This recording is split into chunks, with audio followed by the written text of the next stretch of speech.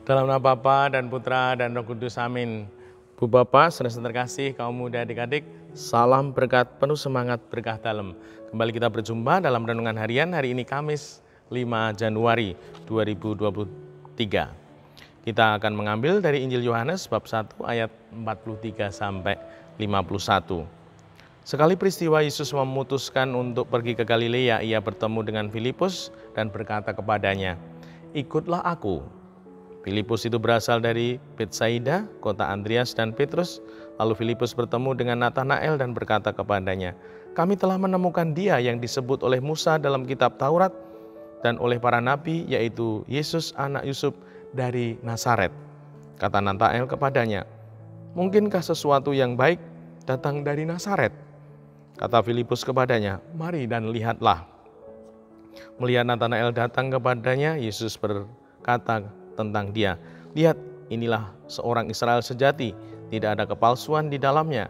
Kata Natanael kepada Yesus, "Bagaimana engkau mengenal aku?" Jawab Yesus kepadanya, "Sebelum Filipus memanggil engkau, aku telah melihat engkau di bawah pohon ara." Kata Natanael kepadanya, "Rabi, engkau anak Allah, engkau raja orang Israel." Yesus menjawab katanya, "Karena aku berkata kepadamu, aku melihat engkau di bawah pohon ara, maka engkau percaya.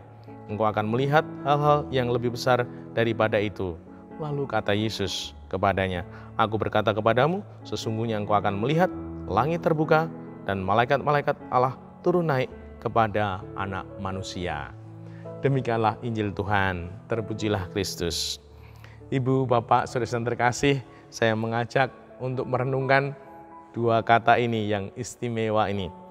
Ikutlah aku. Nah, ini sungguh harus menjadi semangat hidup kita.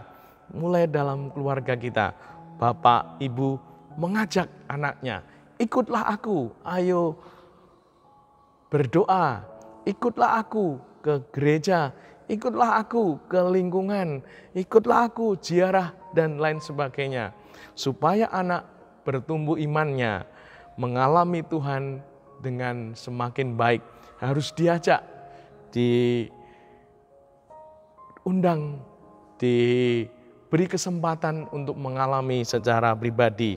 Maka dari itu, sebagai pribadi yang beriman dan juga selalu diutus oleh Tuhan, maka yang pertama, kita harus mengajak orang-orang untuk terlibat.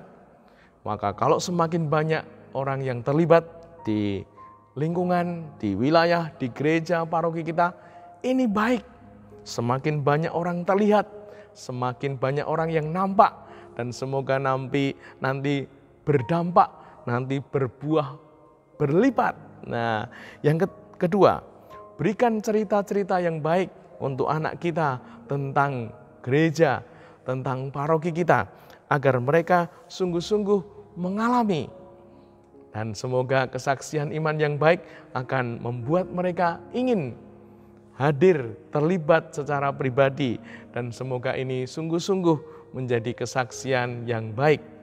Yang ketiga, ajak bergabung dalam kelompok-kelompok yang bagus, di dalam acara-acara yang baik, sehingga sungguh mereka dengan bergabung ini semoga mengalami kita sebagai saudara, kita sebagai gereja lingkungan, gereja wilayah, gereja paroki, dan semoga dengan merasakan kekeluargaan dan persaudaraan ini, sukacita sungguh akan makin dirasakan, sehingga keluarga kita, lingkungan wilayah gereja kita sungguh guyup, rukun, santoso, sehingga akan berbuah di dalam kehidupan kita, dan kita punya semangat untuk berjalan bersama dengan penuh sukacita.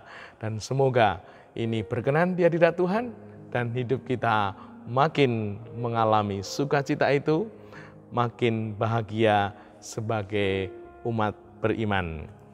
Dimuliakan Tuhan kini dan sepanjang masa. Salam berkat, penuh semangat, berkah dalam. Dalam Bapa, Putra, dan Roh Kudus. Amin.